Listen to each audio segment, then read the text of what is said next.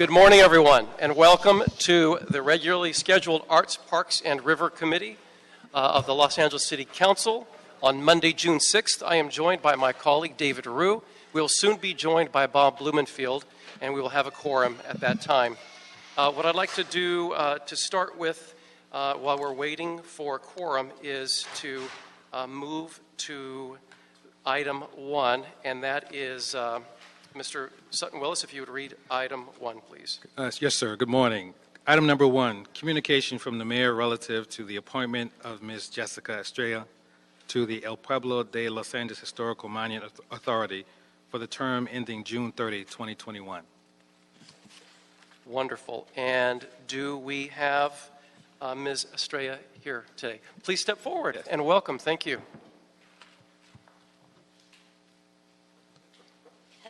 Hello, good morning. Good morning. And congratulations on your nomination. Thank you so much. I'm so excited to be here.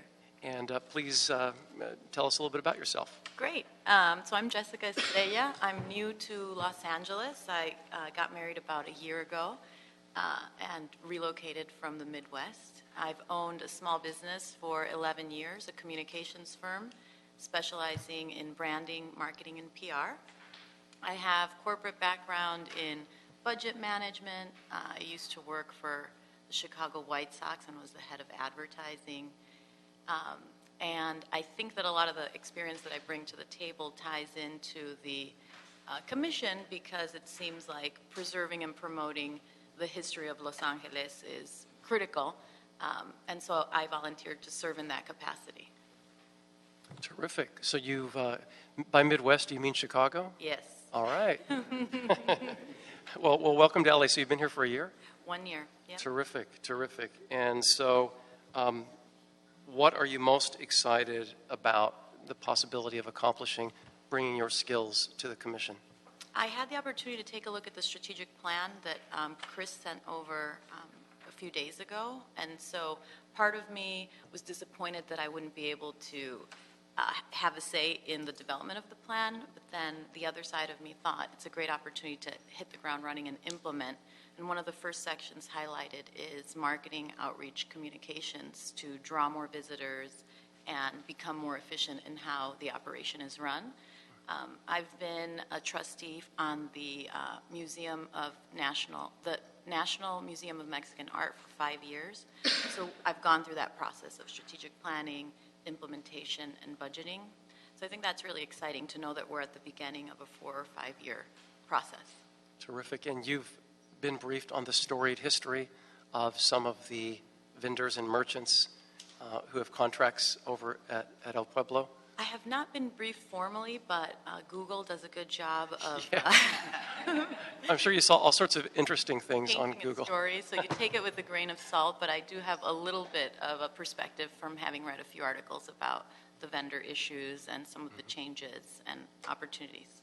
And I would imagine that your business background will come to bear in terms of what you craft while on the commission. Absolutely. Terrific. So having said that, that's obviously a challenge. What are some other opportunities facing the commission from your perspective? You know, I think challenge/opportunity is the issue of drawing more visitors there. So I personally felt so grateful that this was the commission that I was considered for, because every time I traveled to LA for business over the last 15 years, I'd make it a point to stop at Olvera Street, do some shopping, go in and look at the mural, stop in the church, and now that our little boy is 8 years old, we did the same with him on every trip. And I always thought that it was so amazing that there were so many families there, but I thought maybe from a tourism perspective overall, we could have more people there to go back and tell the story and promote that culture and history, even outside of Los Angeles. Mm-hmm. One could argue that it is the cradle of our culture right there at El Pueblo, and so many Angelenos have no idea whatsoever, so there's lots of opportunity there. Yeah, as I've been going through this process telling friends and family who live here about it, there's been a couple who have said, I've never been down there, I don't know what you're talking about, which is kind of surprising. Yeah. So I think the work that we did with the National Museum of Mexican Art for so long to promote the same kind of idea of cultural pride and history will play a role in how I serve on the commission. Terrific. Mr. Rue. Thank you, and I think the Commission is very fortunate to have someone like you with your PR background, because as you stated yourself, it's a great opportunity, a missed opportunity where we could attract more people and just to educate folks. And I'm content here and I'm happy. I just wanted to just maybe state that, as the chairman talked about El Pueblo being the cradle of Los Angeles in the past history, but even a little bit more recent history, if you could, it's also not just for Mexican Americans or Latinos. It's also an area throughout our history, if you look at it, where all immigrants came and gathered. And as you could see, whether it's in El Pueblo or right adjacent, there's also the Chinese American Museum, the Italian American Museum that just got formally in there, and various other cultural icons. So it would be, if you could keep that in mind and make sure that we try to share it in all the rich cultural diversity. Absolutely, and to that point, the National Museum of Mexican Art in Chicago is located in Pilsen, which is a historically way back German neighborhood that then became Mexican. But it is also exactly next door and adjacent to Chinatown. And so a lot of the work that we needed to do was to come together with both communities to promote the museum and also promote the initiatives of the Chinatown Committee as well. So. Just like here, it is next to Chinatown. Yeah. No, I mean, honestly, when I was presented with the opportunity to serve, my husband who's here, I said it was just ironic and uncanny and so awesome. So thanks for considering me. Great. Terrific. So Chicago, another great American city, and you're, in my opinion, the finest American city, Los Angeles, at a great time. I mean, this is a wonderful era for LA, and a lot of us recognize it's a very special time.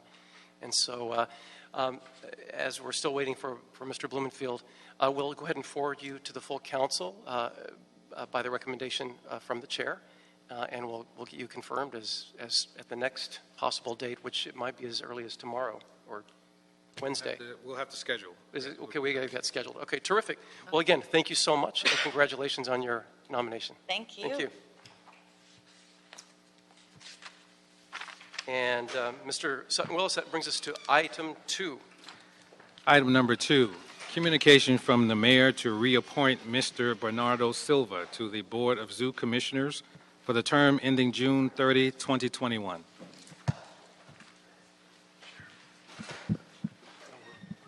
Thank you so much. And welcome, Mr. Silva. And I'd like to also welcome our colleague Bob Blumenfield, who rushed in from another meeting that ran a little late. So welcome. Thank you. Please tell us a little bit about yourself and some of your perspectives that you've gained so far upon this nomination. Sure. I was born and raised in Los Angeles, grew up in the 13th District, live in the 4th District now, and again, have lived here my whole life. I am a lawyer by trade. I'm a music lawyer at the Walt Disney Company. I handle business affairs for Disney Music Publishing. And prior to that, I was at other entertainment companies, Paramount Pictures. Spent a few years at Sony Music, and started my career as a commercial litigator at Munger, Tolles and Olson here in downtown Los Angeles. I've learned a lot these past, 8 years on the commission, and prior to that, just by way of background, I spent a few years on the Taxi Cab Commission and started my career on El Pueblo, actually, which was an eye-opening experience back in those days. You were there during the battles. Yes. Yeah, that's one way to describe it. But I think that we did accomplish, some good work back then. The transition to the zoo has been wonderful. I feel that we've done some great work with, improving a number of the exhibits, creating new exhibits like the lair, elephant enclosures. I understand that people have different opinions on that matter. But generally, I think that we are creating a viable sort of educational and entertainment sort of resource for all of Los Angeles from all income types. And one thing I definitely want to focus going forward is to make sure that it remains affordable for all families in this great city that we all serve. we are entering the new phase of looking at the master plan for the next 5 years. And I think it's extremely important, and I understand that this was a formal part of the RFP, that there be a public component to make sure that it ultimately represents what city residents want, local stakeholders want and need in their zoo. So, I mean, that is important to me. Thank you, Mr. Silva. So you've been a city commissioner on 3 different commissions for how long? So I started my commission in '99, I think. So, Okay. yes. You're a lifer at this point. You know, that's a whole generation. No, thank you for doing that. I think a lot of people don't realize how deeply we depend on the talent and the advice and the background of our commissioners and how that informs public policy to a great degree. And the zoo has undergone incredible change, and it's in the middle of incredible change as well. You know, this committee hears about updates on the marketing plan, Yes. and we're going to hear lots of information about the MOUs that are all pending, and you know, not uncomplicated things, with a backdrop of just the whole philosophy of zoos are evolving into something that they weren't even, you know, a decade ago.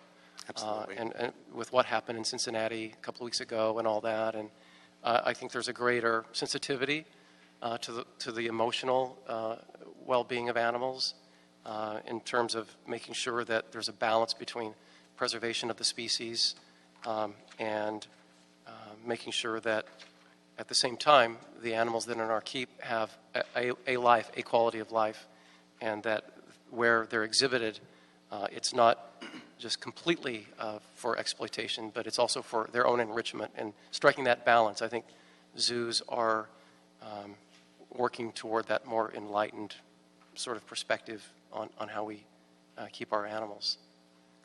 Absolutely. I completely agree with that, and I feel that current management of the zoo absolutely has that in mind as they look, you know, to the future, including leading the way, I think, on bullhooks, for example, banning their use in the zoo before, you know, legislation was in place with respect to that. So I hope that we continue to lead in that regard, absolutely.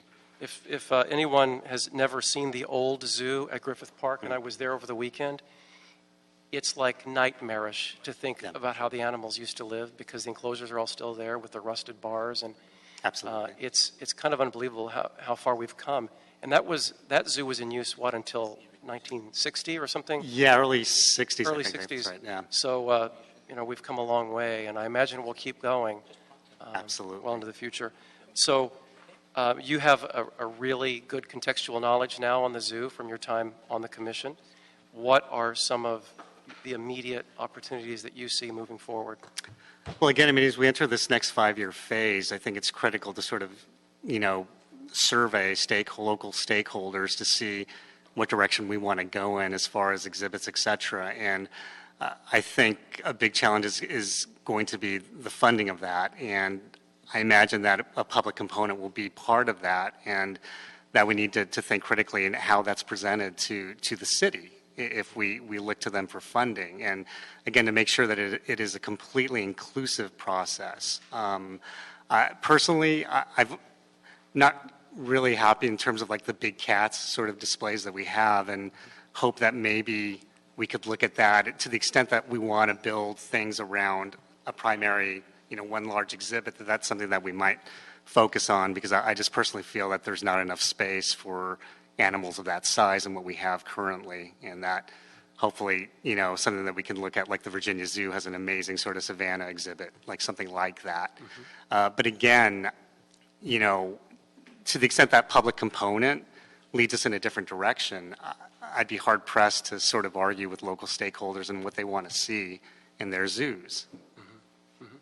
And just, we've talked a lot about this in this committee, and that is in terms of the marketing plan. And just, I think in the last couple of years, the zoo has done a lot better in reaching out in multiple languages, Yes. and especially in Spanish. That was very minimal in years past. So just, you know, a focus of mine in particular, just to grow the support and help grow attendance. And so, terrific. And use actually technology, I think, is an important thing that we need to look at in terms of apps that could be used at the zoo in multiple languages and that sort of thing is, I think, quite important.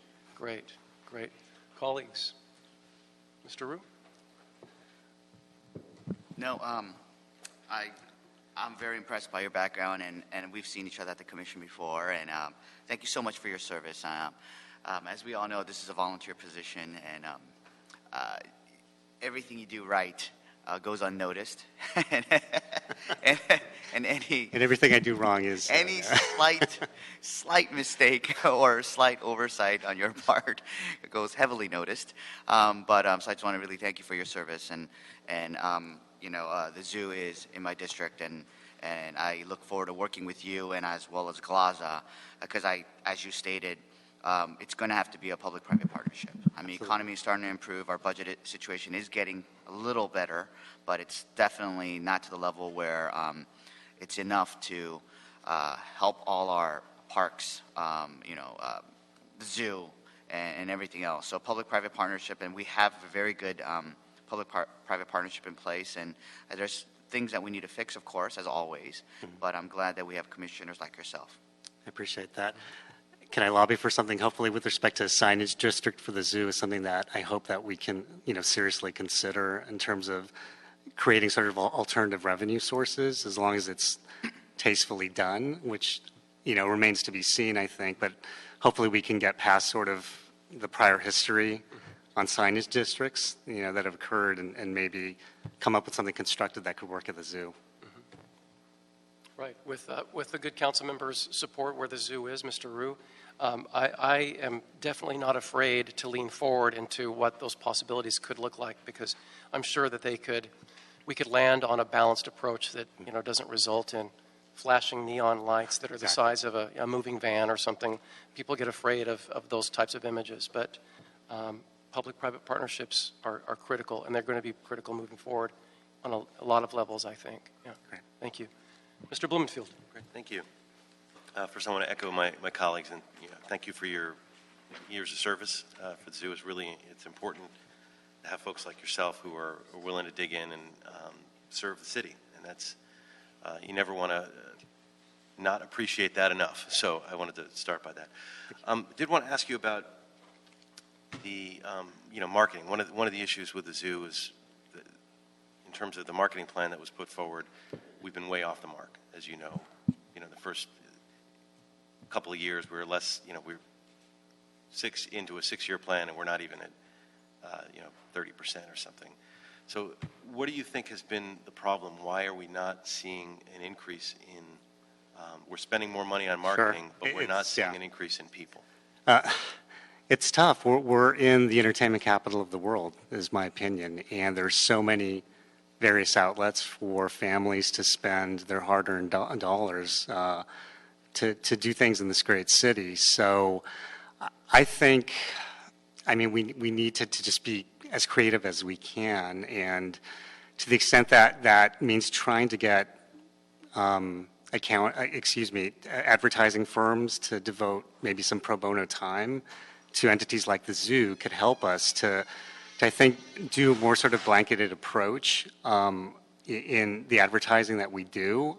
One thing that I've noticed is that we have a very hard time drawing folks from the west side of the city to the zoo. And I don't know, I've heard, a creative idea in terms of how we could change that around, in terms of whether it's like very sort of localized advertising, in those markets to try to draw people. Because, I want to draw from all quarters of the city, and I'm not sure that we're really doing that as well as we could.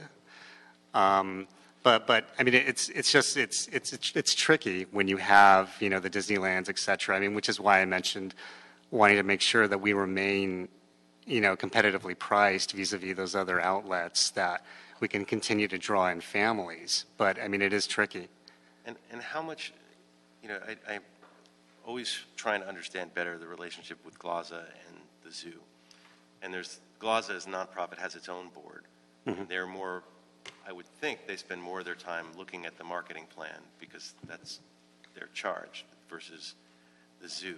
How does that work relationship-wise? Well, at the end of the day, we are an advisory commission, right? We don't have any rulemaking authority. So ultimately, things are presented to us, but at the end of the day, it's city council that ultimately, in your commission that ultimately, your committee that ultimately make the decisions as it relates to the zoo. The thing... Does like the marketing plan, It is presented. it's presented, or the finances of it, do you guys get to scour the books? If it's requested, like on the budget, for example, the yearly budget, that we request the budget book that we get. On something like this, I'm not sure that it's not like we're presented sort of on a monthly basis, sort of the financials with respect to that. We do get a presentation every month on sort of the marketing efforts that are being made and that have been made in the previous month. But we aren't, necessarily scouring the books per se. But to the extent there are issues, they are presented to us, absolutely. But those are the city finances, not necessarily the Gloza finances. Well, I mean, we are receiving sort of updates. I mean, it's a standing agenda item every month for the head of Gloza to give a presentation on sort of what's been taken in, what efforts are out there in terms of collections, et cetera. So we do, receive a general presentation every month from the Gloza head, Connie Morgan. Is there any interaction between the zoo commissioners and the Gloza board on a regular basis or in any way? I mean, to the extent issues come up, yes. I mean, with Brown Act limitations, obviously. But why would there be Brown Act limitations between the board and the commission? Well, I mean, if there are at least, I think, a minimum of 3 commissioners that are in communication, that it would require, notice in a public hearing. So, but again, I mean, I've spoken to Connie in the past on specific issues that have come up as they come up on a case-by-case basis. But, I mean, there's certainly, the avenues exist for that open communication, and, I feel that I have a sense of, in terms of what they are doing generally on a month-to-month basis. I mean, the reason I ask these is just, I want to see a more collaborative environment going forward. I want to make sure that that our, city zoo commissioners are, have full access to what's going on with Gloza and with the board and the finances. I mean, it's all inextricably linked. Yeah, absolutely. Absolutely. I mean, I've never, just for your information, I've never felt that I've, been tricked or information's been withheld from me in the years that I've been on the... I wasn't implying that. No, absolutely. But I just want you to feel comfortable that just from my position, that I've never felt that information wasn't freely shared with me in terms of, what Gloza was doing, just from my own experience. Great. Thank you. Thank you, Mr. Silva. Sure. Mr. Silva, do you live in East LA? No, I live in Silver Lake. Oh, okay. Because it says council district has 4, but it said East LA. So I thought maybe it was 14. Oh, no. Okay, great. All right. So again, thank you for your years of service, and without objection, we would approve your reappointment to the Zoo Commission and move you to the full City Council. Thank you very much. Seeing as there are no objections, thank you. Thank you so much. And also, seeing as there are no public comment cards, that is, I don't have any in front of me, so I assume that's the case. Mr. Chair, since now we have a quorum, would you like to reconsider item 1 so it will come out as a report from the committee instead of communication from the chair? I would like to, and that is the appointment of Ms. Estrella to her commission, El Pueblo. And Mr. Bloomingfield, you didn't have the benefit of being here for the hearing, but Mr. Rue and I feel very confident in moving her forward if you want to go on our advice. And we can. I'm happy to join you in that if you move for reconsideration. Let's do that. Let's reconsider then the advice from the chair and officially move her forward without objection. Okay, thank you, sir. All right, it is so moved. Thank you. All right, so colleagues, what I'd like to do is move items 3 through 5 on consent. With no objection, items 3 through 5 on consent. And then I have instructions for the item 6. So let's do this in terms of amendment for item 5. Let me just rewind here for a second. Item 5 I'd like to do is instruct the Zoo Department to report with the assistance from the Greater Los Angeles Zoo Association, otherwise known as Gloza, on the progress and status of updating all current and expired agreements and memorandum of understandings between the city, including the Zoo Department and the Greater Los Angeles Zoo Association, within 30 days. The timing was a little off for them to report that today, but in 2 weeks, I understand, they'll be fully available to make that report. Is that accurate? Perfect. Thank you. So without objection, that's what we'll do. You're continuing it, or?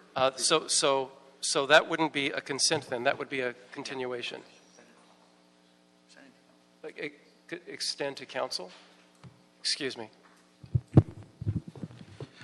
Yes, sir. David Hiron with your office, Council District 13. Your direction would be to send it to council and approve the motion, and then the report will come back to this committee. Okay. So the report will come back to the committee when they're ready, but we'll approve the motion through council. All right. So without objection, that will be the order. And then in terms of item 6, what I'd like to do is continue item 6 for 2 weeks in order for us to get the full report, which will include all the instructions I gave to the Arts, Parks, and River Committee in March.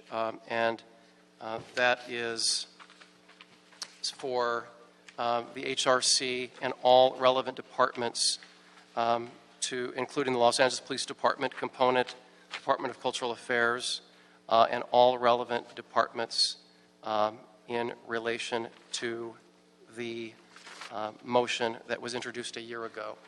So what I'd like to do is have that report to this committee in 2 weeks, written and verbal. So that's what we'll do. We'll move that one forward 2 weeks. And the other items on consent without objection. That is item 6. All right? Okay. Without objection, so moved. And Dorsey, are you filling out a comment card? Yes. Okay, why don't you turn, is it for public comment? We're about to wrap up the meeting is over unless we're waiting for you. Okay. So go ahead and just put public comment on there and bring it on up.